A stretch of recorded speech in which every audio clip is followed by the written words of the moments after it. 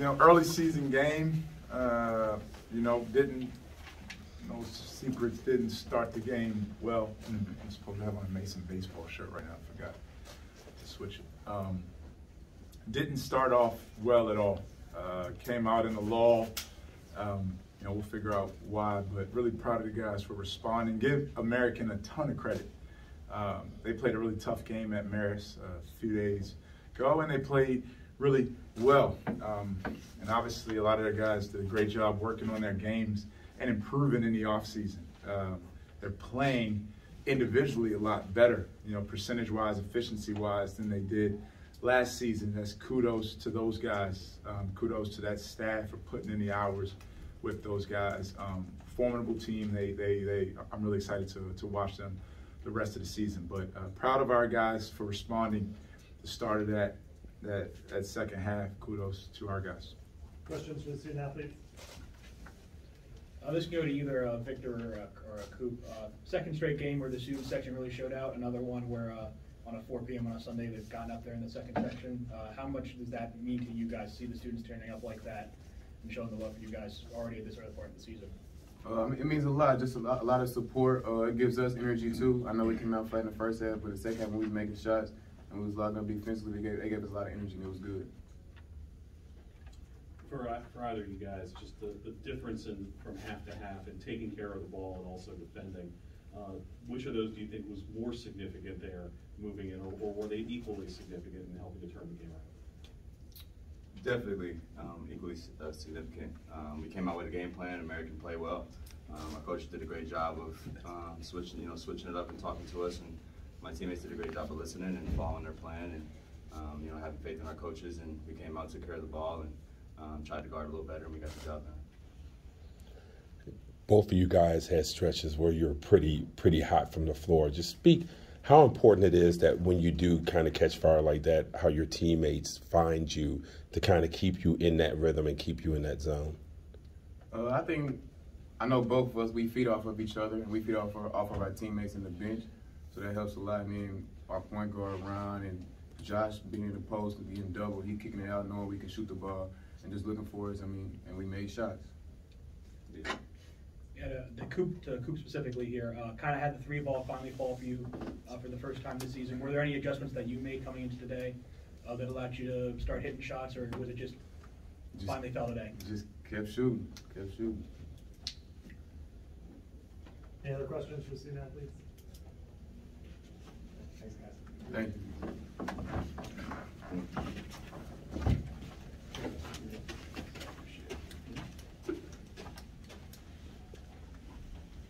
Yeah, would you kind of decide as almost as simple as you guys took care of the ball better, and things just sort of got smoother as a result of simply having longer possessions? Yeah, your offense and your defense are married. It's simple as that. When you're taking the ball out the net, your offense isn't as good. When your defensive rebounding, your offense is better.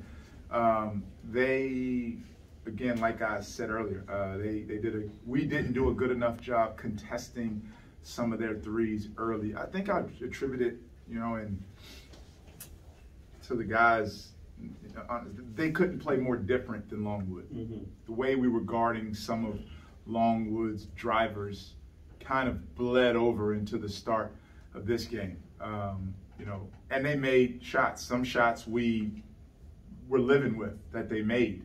And it's Division I college basketball. You don't want to, so we absolutely did pick up the defensive pressure in the second half.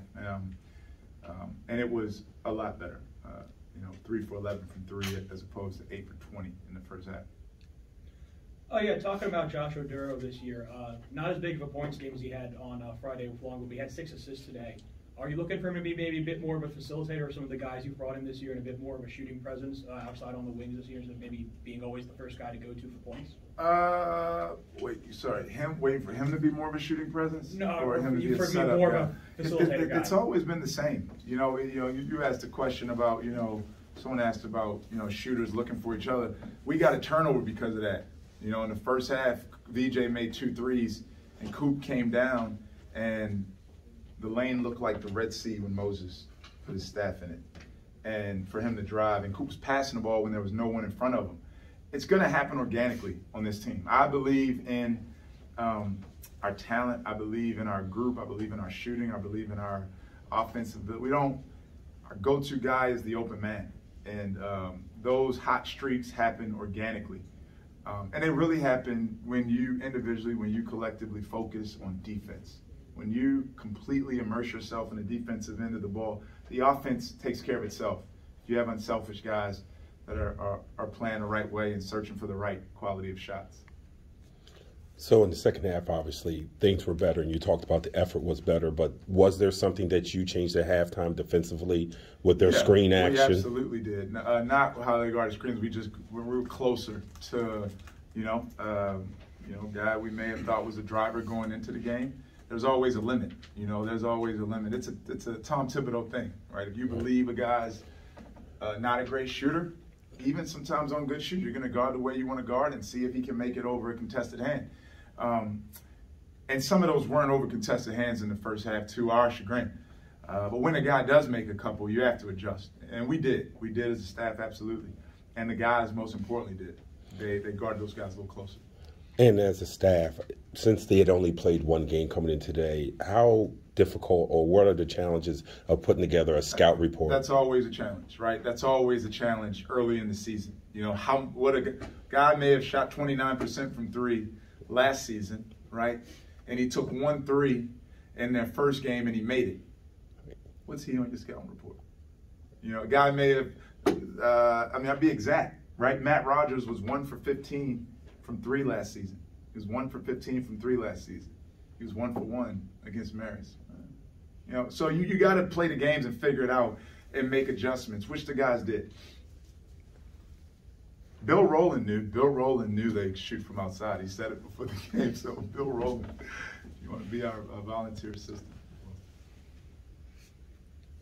Oh yeah, you talked last press conference about players deciding their own minutes. Saquon Singleton had double-digit playing time last 2 games, only got in 1:45 this game.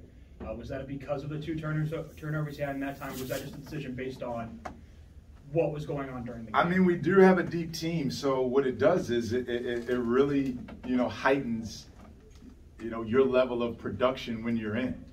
And I told the guys it's how hard you play, how well you execute, and how well you defend.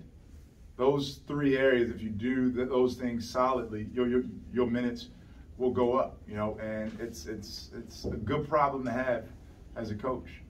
And Saquon will have an opportunity, and he'll, tomorrow off practice, and another opportunity for him at against Boston College. Anyone else? 3 games in, 3 home games in. How would you kind of size up? 2 home games in. 2 home games in. Sorry, 3 games in, 2 home games in. My apologies. How would you kind of size things up at this point? I think we're in a good spot. As we continue to grow, great article, Harvard Business Review this morning about companies embracing failure. And I talk about the book, The Talent Code, a lot by Daniel Coyle. It's a bedrock of everything we do. Every single day in practice, we try to create opportunities where we fail, individually, as a group, as a coach, because it's where the magic happens. It's like learning how to walk. It's like learning how to ride a bike. You're only going to learn from falling. So Auburn was a great opportunity for us to learn from and respond. This first half tonight was a failure, and we had a great opportunity to learn from it and respond. We'll get to do a deep dive of it, a deeper dive, when we watch the video.